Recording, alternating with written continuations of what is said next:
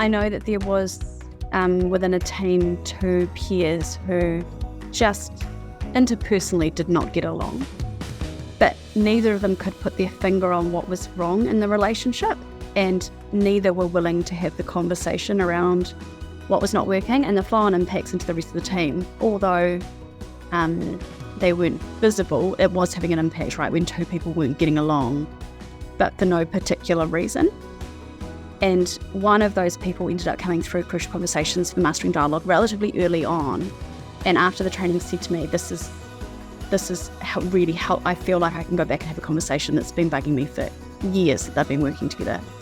And so that person and I sat down and kind of planned out that conversation around how would they approach it, what would that look like, what are their facts, what are their stories.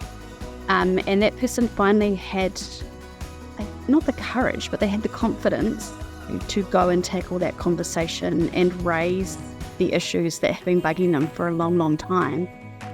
Now, it took multiple conversations because it was quite a gnarly interpersonal issue, but the fact that that person had the confidence to go and do that and address it, not just for themselves and not just for the other person, but for the wider team, I think that was a massive success story, and it did eventually turn itself around, and that team is now a high-performing team in the organisation.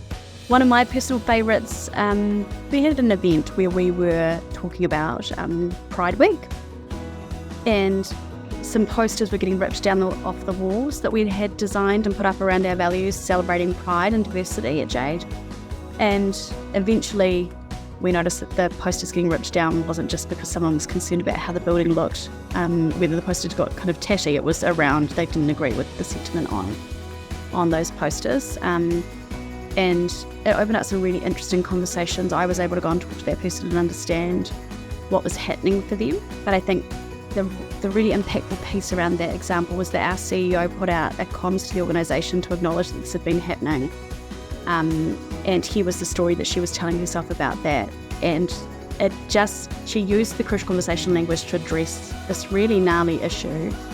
But I think in the fact that she'd used the framework made it safe for people to understand what she was doing, that she wasn't pointing fingers, but she was just trying to acknowledge that there's something happening that maybe didn't align with our values and create a conversation about it.